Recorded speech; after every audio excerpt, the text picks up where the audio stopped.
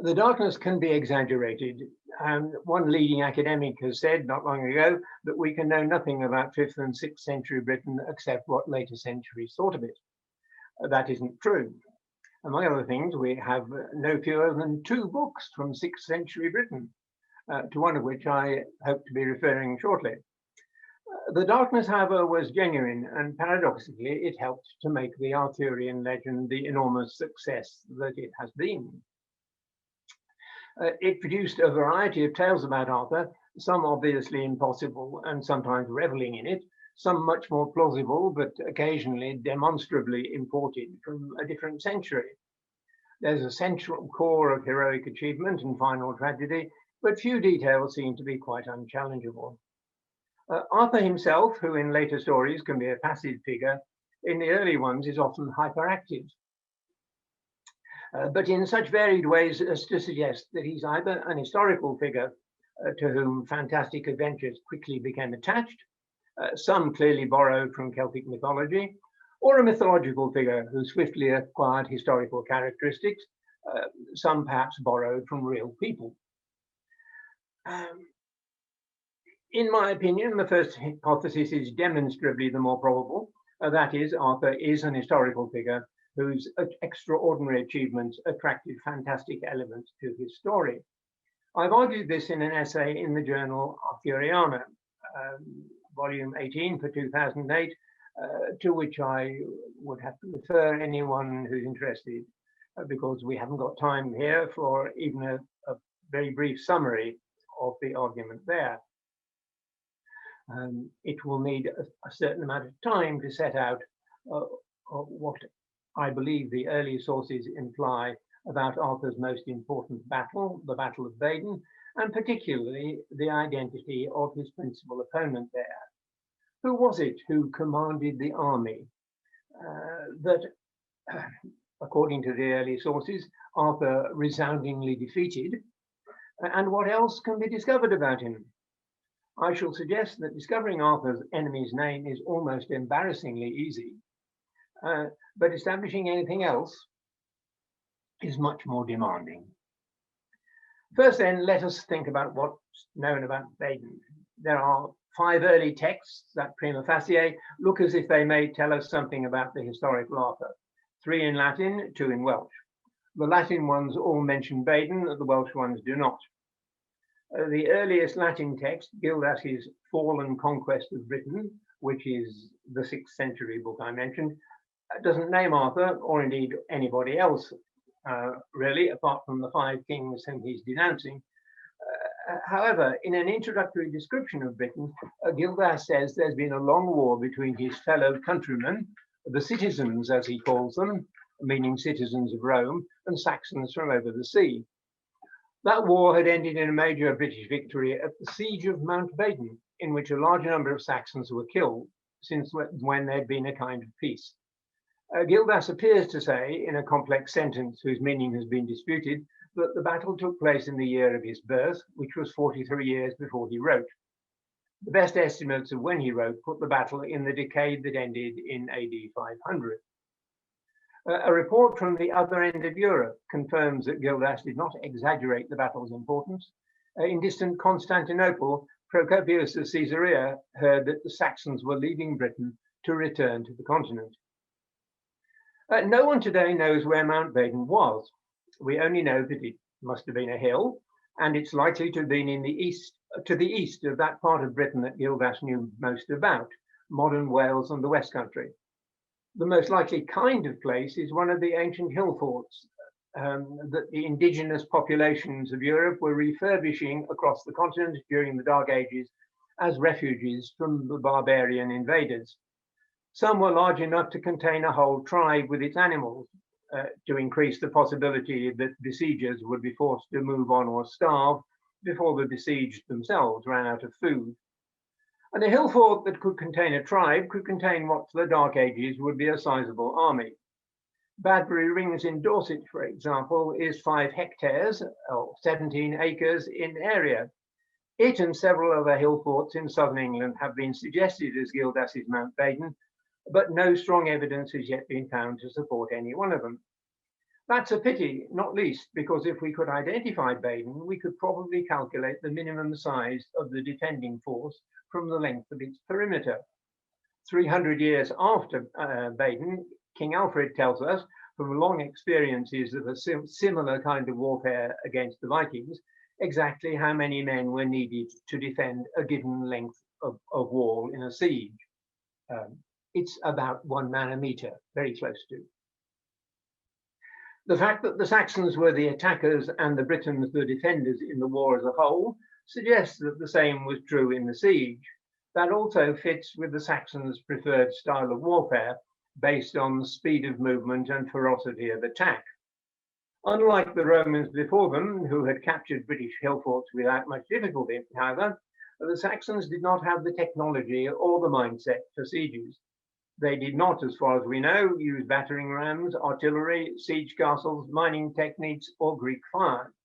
And unless they took a fortified site by surprise, had no alternative but to climb the hill and scale the ramparts at the top, where the defenders would be waiting for them. In that context, the first known reference to Arthur may be relevant. It comes in the older of our 2 Welsh texts, a Gododdin, an elegy for British warriors killed at the Battle of Caertraeth, composed about a century after Baden, when much that is now forgotten would still have been remembered. One passage in that poem famously praises a dead warrior by saying that he glutted black ravens upon the ramparts of a fortress, although he was not Arthur. That's usually taken simply as the comparison of the 2 men's courage and fighting ability. And what a comparison! It's high praise not to be the equal of Arthur. The comparison may, however, be more specific than has been recognized. Perhaps the Gododdin is implying that both men slaughtered many enemies on the ramparts of the fortresses. But Arthur, of course, killed so many that nobody could really be compared to him. That's pretty much all that Gildas can tell us about Baden, but a recent study by a professional soldier setting the battle in the context of the warfare of its time makes a tempting suggestion as to why the Saxons lost. He argues that the number of Saxon casualties implies a large army for the time, which implies an attempt to conquer territory rather than just raid and run, that an army bent on conquest would not dare to leave a major unreduced enemy fortification behind it, that the Saxons had therefore put themselves in a position where they had to capture Baden, for which their method of fighting was not well suited, and that, distracted by repeated bloody assaults on the fortifications, they failed to keep watch for a British relieving force, which caught them by surprise and inflicted the casualties that gave Gildas such grim satisfaction. That hypothesis is the more plausible if, as there is no reason to doubt, the Saxon military ethos was still as Tacitus had described it in his Germania 400 years earlier. And armies don't change their doctrine, as they call it, when they're winning. Tacitus reported that a German king's prestige and authority depended on leading from the front in battle, where he and his hearth companions competed to outdo each other in conspicuous feats of courage. In an assault on a fortified position, that would be likely to mean disproportionate casualties among the leadership. If the defenders, for instance, were to push a scaling ladder back past the vertical at the very last moment, and the king was at the top of the ladder, the fact that he'd got the best armor and was bristling with weapons wouldn't help him when he hit the ground. Nor would the fact that his ablest and most ferocious lieutenant, having elbowed other men aside to get the place, would undoubtedly have been immediately below him. A few assaults like that could inflict serious damage on the attacker's command structure. Our second and third Latin documents are the only ones that name Baden. The third is the most promising historically. It's the Annales Cambriae, a set of monastic annals mainly concerned, as its name suggests, with Wales. Monasteries kept annals to provide a basis for the complicated calculations required for celebrating Easter on the right day. In practice, that meant entering an important contemporary event against an identifiable year once every 3 or 4 years. Monastic annals should be reliable contemporary evidence for the events they report. And the earliest annals in the Annales Cambriae record a mixture of British and Irish events, which suggests they were borrowed from an Irish monastery with interests in Britain to provide a beginning for a set of annals for a Welsh monastery. Sets of annals were often started by that kind of borrowing. Where their dates can be checked, the early annals in the Annales Cambriae are generally accurate, and one of them reports that Arthur won the Battle of Badon and another that he was killed at the Battle of Camlan. The Badon annal, however, presents three problems, two of them very obvious.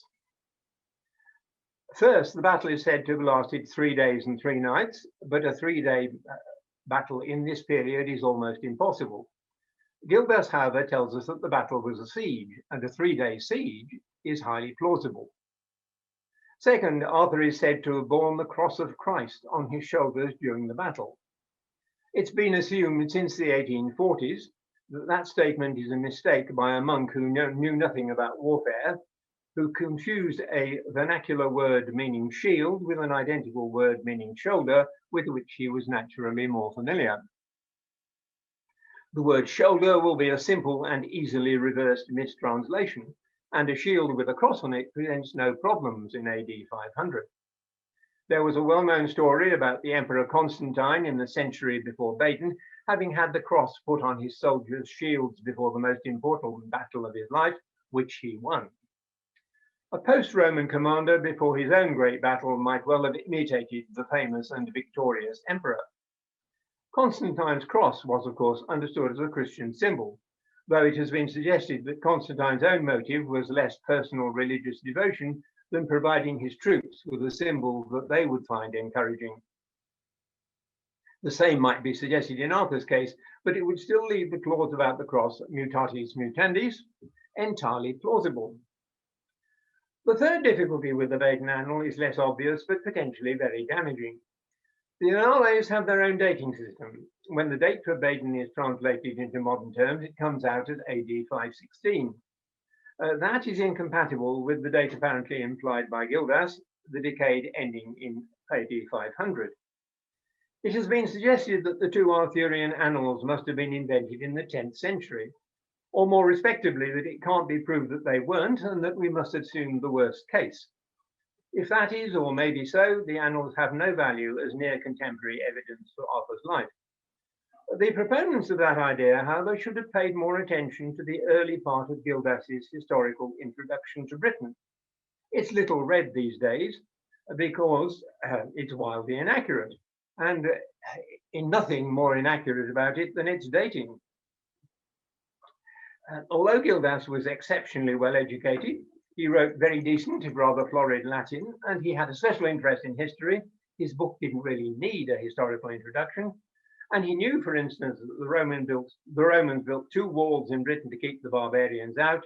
He has the walls built in the wrong order and puts both of them after the death of the Emperor Magnus Maximus, too late by 260 years. It's unlikely that any of Gildas's contemporaries would have been able to do better. It's as if the best educated people in Britain today thought that Philip of Spain had launched the Spanish Armada against England in the year 1900. In such a world, how likely is it that anyone trying to identify the decade in which Shakespeare wrote his great tragedies would get it wrong by as little as 16 years? I suggest that a date as nearly accurate as the one that the Annales provide for Badon shows that the Badon annal, and presumably the Camlan annal as well, were composed at or very near the time of the events they record, and that they have the authority that comes from that. There are several possible explanations for the dating discrepancy, including scribal error, the date of incompatible dating systems, of which there were several about, and the interpolation of the Arthurian annals into the Irish sequence from a third source. But I suggest that any explanation must assume that the Arthurian annals originate from a time very close to the events they record. If, for instance, they were interpolated into the Irish sequence from a third source, that third source must itself be assumed to have been almost contemporary with Badon and Camlan. The second of our three Latin documents, the middle one, is Nennius's Historia Brittonum, compiled in Bangor in Gwynedd just before AD 800. It would be very agreeable in a lecture for the Bangor University Arthurian Centre to be able to say that Nennius, who is Bangor's first known author, provides a feast of interesting and reliable information about Baden, but he doesn't.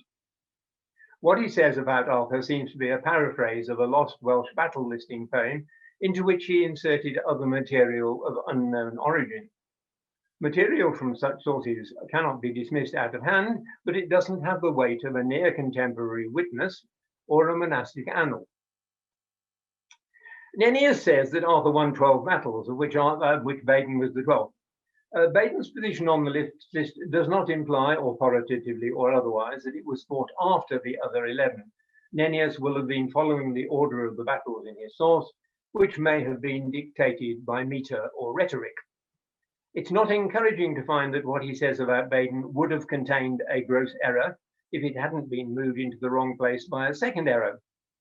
His source must have contained the same shoulder for shield image as the Annales Cambriae, but someone had made it theologically more fashionable by replacing Christ's cross with an image of the Virgin Mary. And then someone, perhaps a different someone, miscopied the amended clause back into the text in the wrong place, in the description of the 8th battle. Now, the history of the cult of the Virgin Mary makes it probable that the change of image was made in Nennius's time or very close to it, but he's unlikely to have made it. He was a conscientious, unimaginative compiler, and he shows no interest anywhere else in his book in devotion to the Blessed Virgin.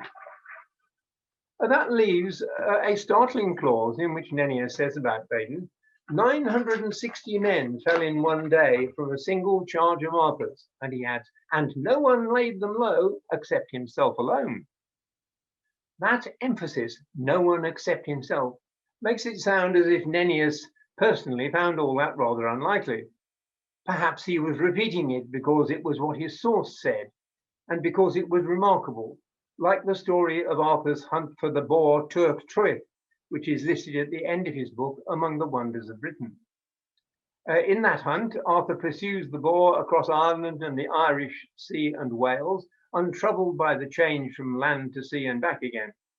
Perhaps in Nennius's account of Baden, Arthur is also seen as being not merely exceptional, as he is in the Gododin, but actually superhuman.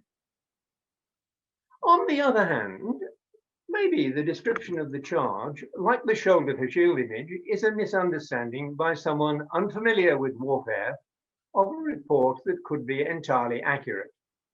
It has been common throughout history for a military leader's name to be used as shorthand in describing actions carried out by soldiers under his command. And 960, which won't be an exact number, is a plausible body count for the losing side in a Dark Age battle, especially as there would probably have been no quarter given, so the wounded and prisoners would be quickly added to the tally of the dead. If in the scenario sketched out earlier, the defenders at Baden had seen a relieving force approaching before the attackers did, who would have been lower down, fully occupied, and looking the wrong way, Arthur might have gathered his personal following, left the other defenders to hold the ramparts, opened the gates, and led his men down Baden Hill at a moment when the attackers' attention was split between the ramparts and the relieving force, and when it took them far too long to register a threat from a third direction. Arthur would have had to choose exactly the right moment, but there are hints in our scanty evidence that he had that most desirable ability in a battlefield commander, a sense of the interaction of time and distance and human potential that lets its possessor see possibilities faster than anybody else. The number of Arthur's victories that are said to have been won on rivers suggests he could pick the precise moment when enemies were vulnerable, disorganized by being caught halfway across a ford or pinned against deep water. The same sense would grasp that the hills on which hill forts were built, which would slow attackers coming up, would equally increase the speed of attackers going down, creating irresistible momentum. Nennius speaks of an impetus, which in Latin means a furious attack. That is what such a charge would have felt like. both to those who delivered it and to those who received it. The charge could have been described as Arthur's alone because it was executed by Arthur's men with no participation from the defenders left behind on the ramparts or the relieving force. Rightly timed, it would have been a perfect coup de main, something rarely achieved by any military commando. Anyone who took part would have done his best to ensure that what they had achieved was the climactic event in any poem that might have been made up, listing Arthur's battles. So much for Arthur's side of the story. But what about the Saxons not fit to be named, as Gildas calls them? And then, being Gildas, he never calls them Saxons again, but substitutes a variety of insults like gallows fruit. Who was their leader and who were his followers? I suggest we can identify the leader with confidence, and at least in broad terms, his followers too. He must surely have been Alla, the first king of Sussex. There are only 2 surviving records that name him, but put in context, they reveal more than has generally been realized. The context is a Britain in which about AD 500, the Anglo-Saxon invaders were settled along the east coast as far north as Yorkshire, with some penetration inland along rivers, sometimes opposed by the Britons and sometimes not. They also had 2 kingdoms in the south, one in Kent, the other next to it,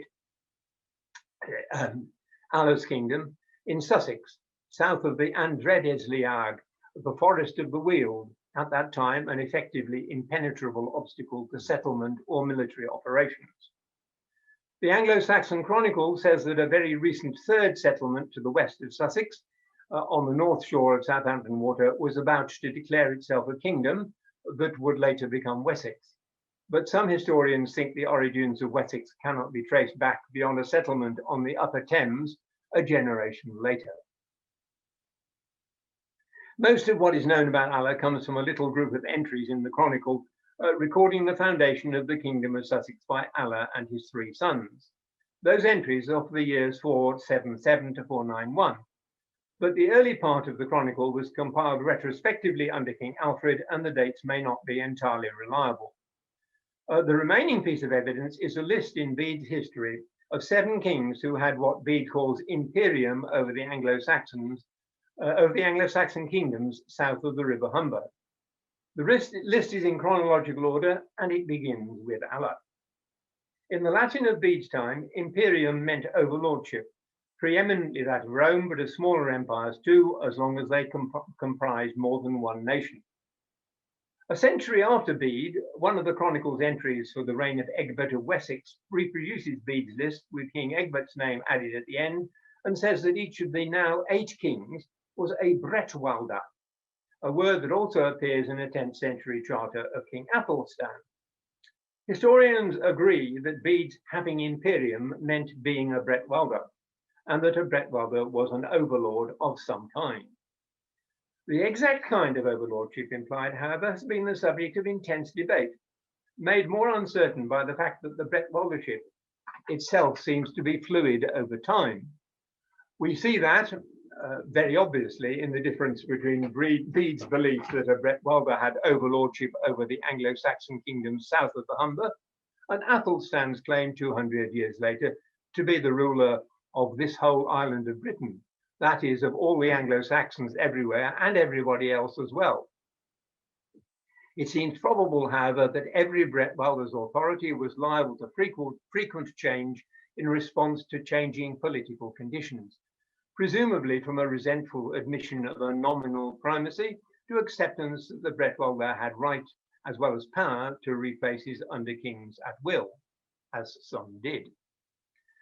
The sequence of Bretwaldas is startlingly irregular. After Alla, there is no Bretwalda for 50 years or so. Then there are 6 consecutively, then there's a 160-year gap, and then we got Egbert. The first 4 Bretwaldas are unrelated kings of different kingdoms in southeast Britain. The next 3 are all kings of Northumbria and members of the same family. For a century more and more after the Northumbrian Bretwaldas, a number of very powerful kings show no interest in the Bretwaldership whatever. Then Egbert of Wessex pops up to claim it. The 2nd, 3rd, and 4th Bretwaldas competed and sometimes fought each other for dominance of Anglo-Saxon Britain. Whether or not they were fighting for the Bretwaldership as such, they presumably claimed it and others conceded it to them as recognition that they had achieved that dominance. The most elusive Bretwalders are inevitably the first two. That is mostly because the Anglo-Saxons had no written records until they became Christian, and the first Christian Anglo-Saxon king was the third Bretwalder, Athelbert of Kent. One recent scholar has described Athelbert's predecessors, Alla of Sussex and Cheawlin of Wessex, as mere names on a list. It's hardly surprising that Alla's latest biographer, S.E. Kelly, found it difficult to say what Bretwalder meant for Alla. Kelly tentatively endorses a 19th century suggestion that the word meant wide ruler. That can't be true. The Oxford English Dictionary is unequivocal that it must mean either ruler of Britain or ruler of the Britons. The second of those senses, however, can surely be ruled out as well. No Anglo-Saxon king would have tolerated being praised for ruling indigenous Britons to the exclusion of his own people, and Bretwalder is not routinely found paired with a laudatory epithet asserting the king's relationship to his Anglo-Saxon subjects. Bretwalder, therefore, must have meant ruler of Britain. It seems likely that the reason wide ruler has been suggested is that even if Britain meant merely the Roman province of Britannia, rather than the whole island of Britain, Alla was obviously not the ruler of Britain, but only of one little part of it. His successor, Cheawlin, the second Bretwalder, who was the third king of Wessex, at the height of his power, may have controlled an area that extended from Bedfordshire on the south coast, from Bedfordshire to the south coast, and from the lower Severn to the lower Thames. That's a much larger area than Alla's Sussex, but it's still only a small part of Britain. However, even if Alla's and Cheawlin's contemporaries had thought their kingdoms were wide, they would not have used the word Bretwalder to say so, because it had the wrong meaning.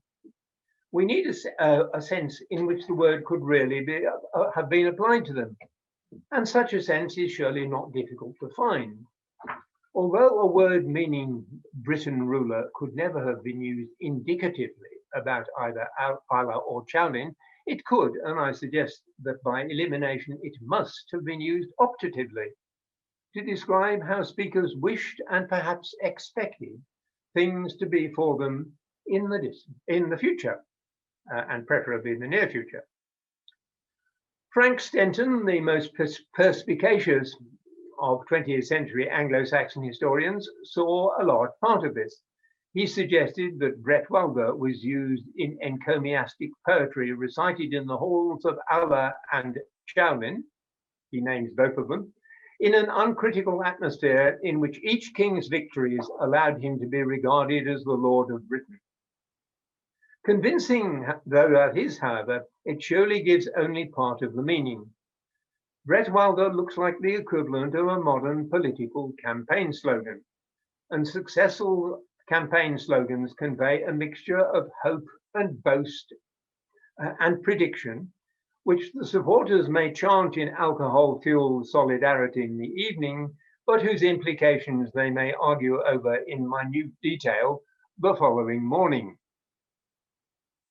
Think of the Crusader battle cry, Deus lo vult, God wills it, or David Lloyd George's slogan a fortnight after the end of World War I, a land fit for heroes, or more recently, Brexit means Brexit.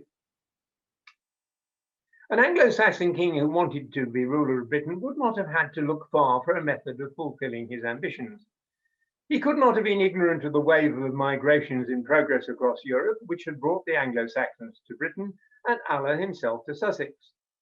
On the continent of Europe and in North Africa, migrating tribes, many of them Germanic, typically in confederations tens of thousands strong, were breaking up the western half of the Roman Empire. A well-handled confederation was a flexible device for creating an army of overwhelming size for its period, with coherent command, sufficiently coherent anyway, at the center, and reliable organization, relatively anyway, in its component tribes. It may be added that in a confederation, a word like Bretwalda could have distinguished the leader's authority as such from his authority as king over his own people, allowing other kings to accept appropriate orders with good grace, but to challenge any that they thought infringed their rights.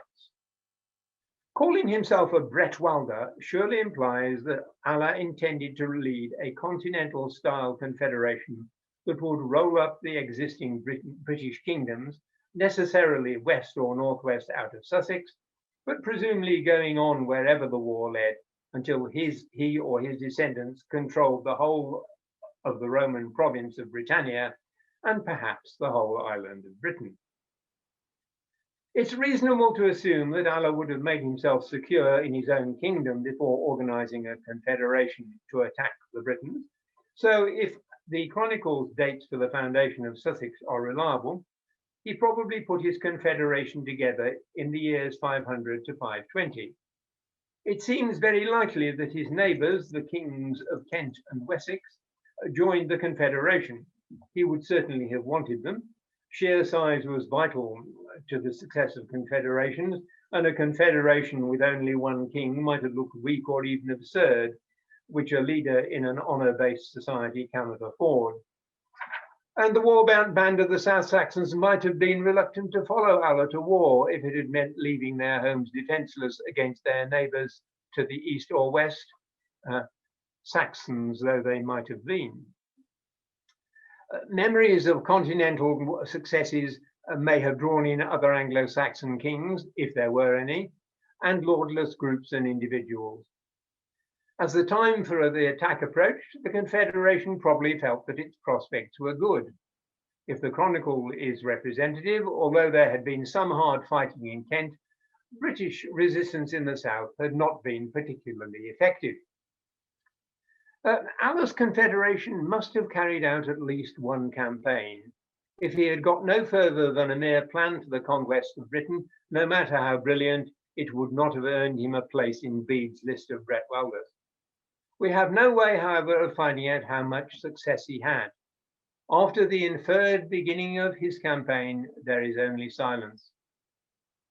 And it is always risky to argue from silence when evidence is thin, and to do so in the Dark Ages may seem lunatic.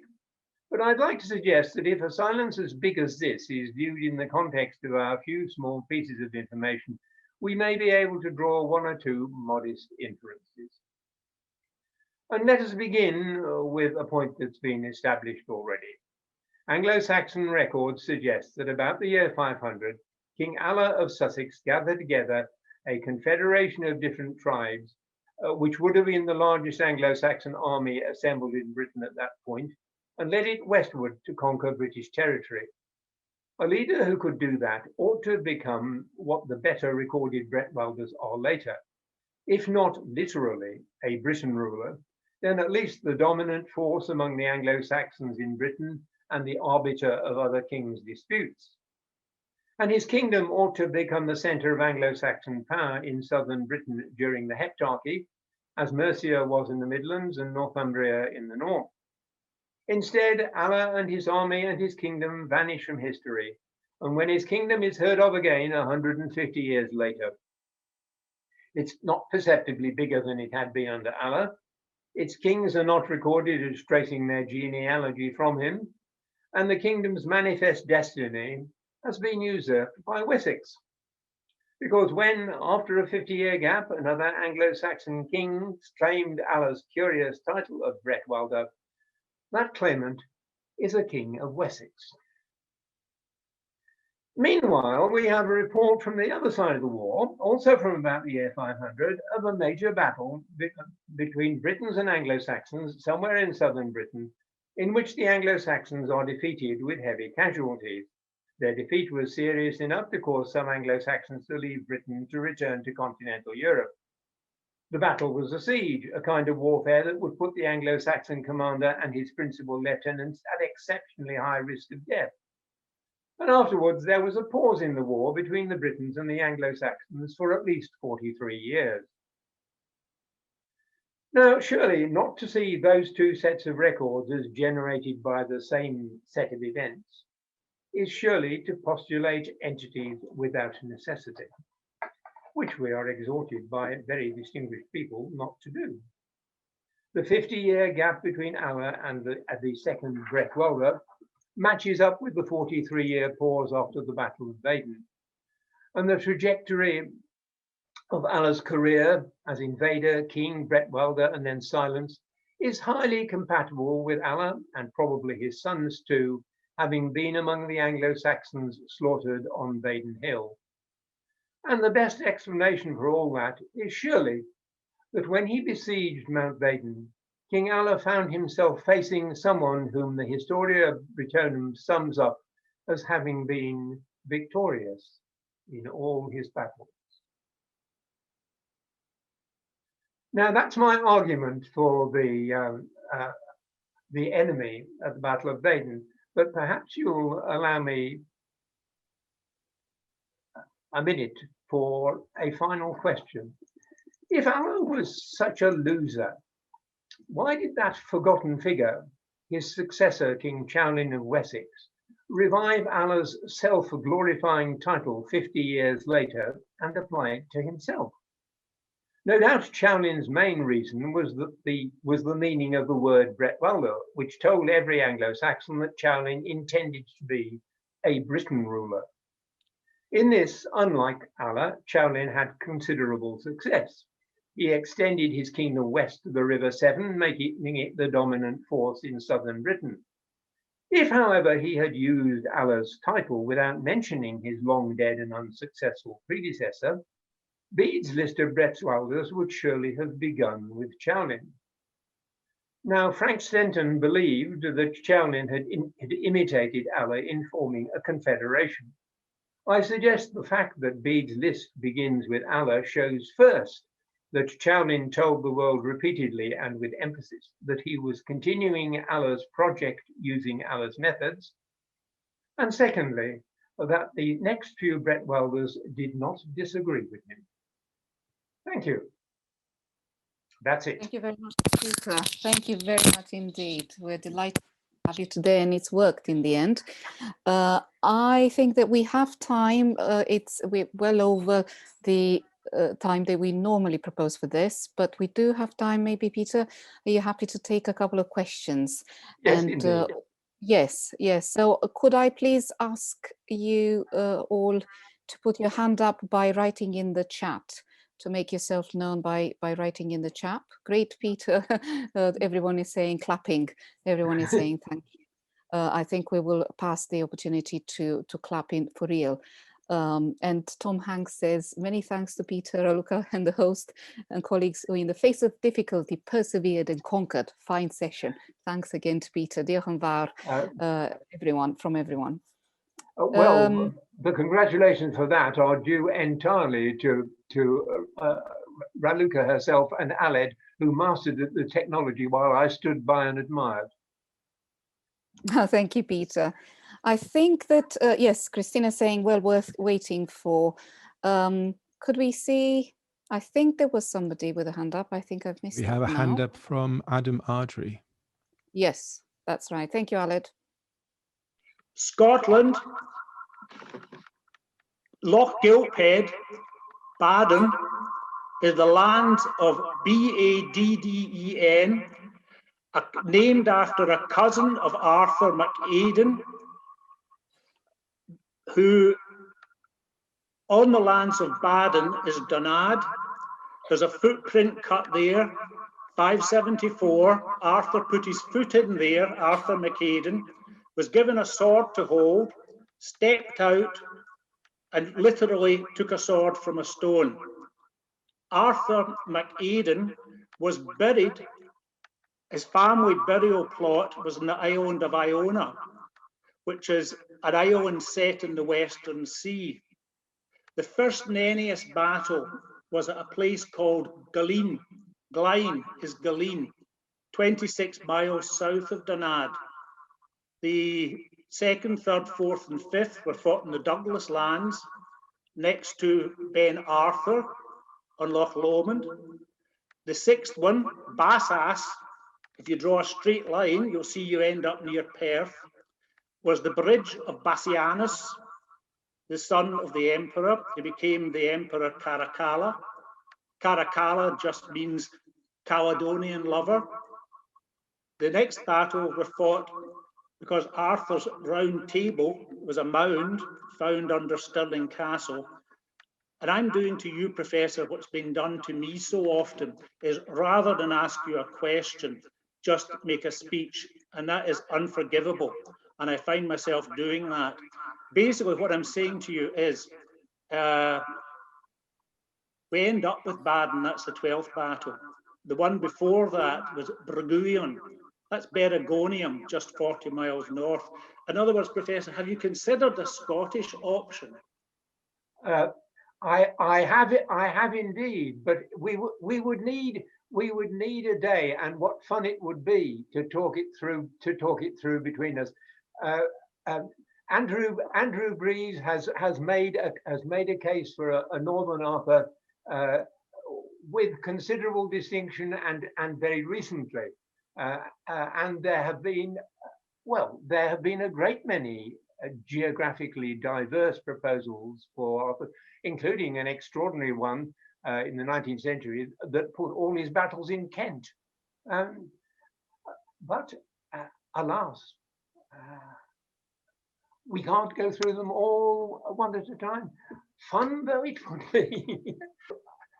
I think very few things about Arthur are unforgivable, or indeed in life. Thank you, Peter. Thank you, Adam. Would there be any other questions or comments on Peter's paper?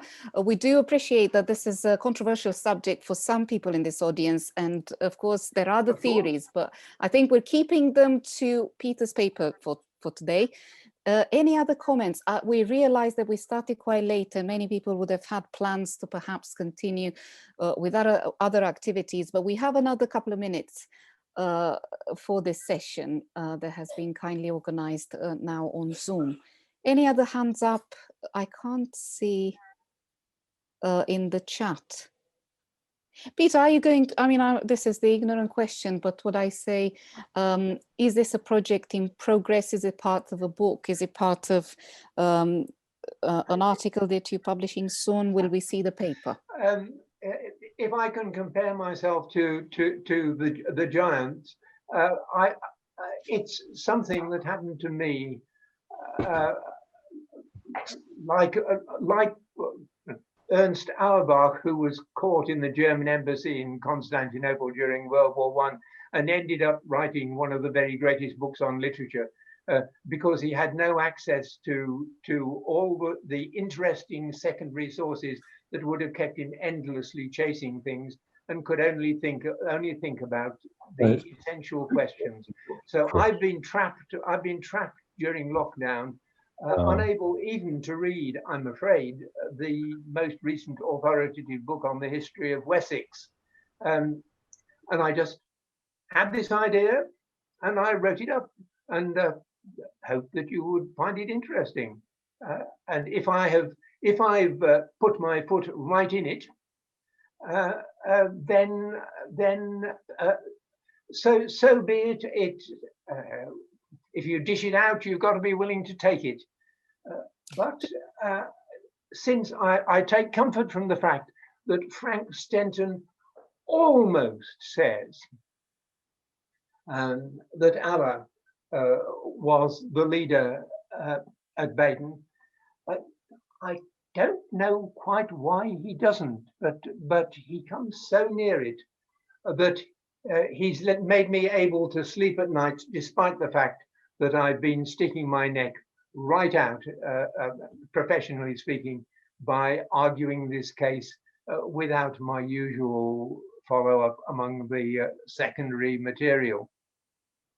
Oh, Peter, I think there is a very useful comment, a very nice comment in the chat. I think that Andrew Breeze was going to ask a question. He put his video on.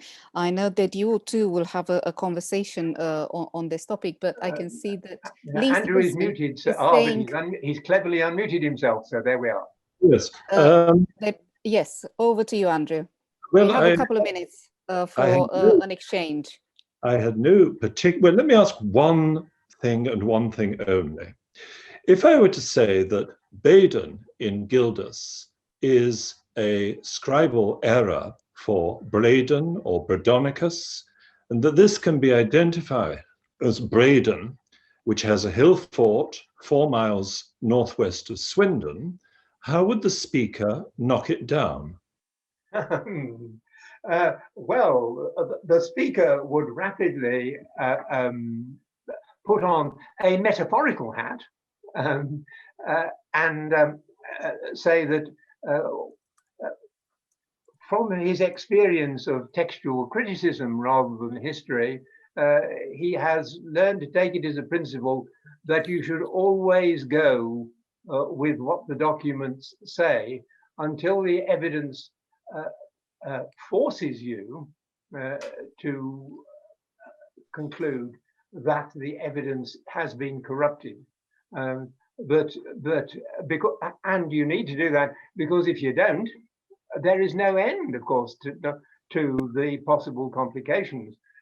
The emendation that one person produces may be matched by dozens of other possible emendations suggested by other people, which would be equally plausible in promoting alternative scenarios. And I say that as somebody who has promoted a fair number of textual emendations too. But I try to say I was always forced to it.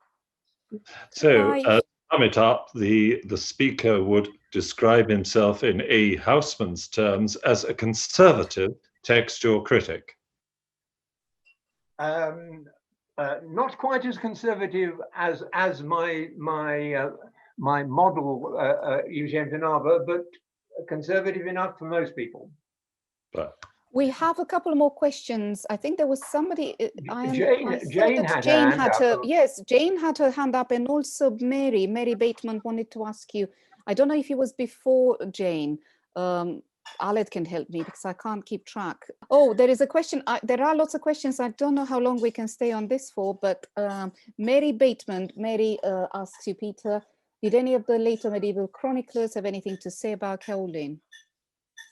Is that how you pronounce it? Mary will need to unmute herself, and it would be kind of her if she would show us her face. Better to speak it out. Yes, Mary, could you ask your question? You're still muted, Mary. Karen had one. You're still muted. Apologies, sorry about that. I didn't want to butt in, Peter, which is why I didn't ask my question out loud. Yes, I'm, I have to admit, more of a Arthurian reception historian rather than a sort of Arthur's actual history historian, if you know what I mean. And I'm really interested in your paper today, and I'd love to know if any of the later medieval chroniclers had anything at all to say about Ceawlin, if anything. I hope I've pronounced that correctly. No, he's a completely forgotten figure, and Allah himself is pretty much a forgotten figure. The only person of that generation, and actually I'm sticking my neck out by saying that generation because some people say he's a generation later, who is famous later is Cerdic, the founder of the Kingdom of Wessex, and the Anglo-Saxon Chronicle puts in the same generation as Allah, and Barbara York thinks is a generation later.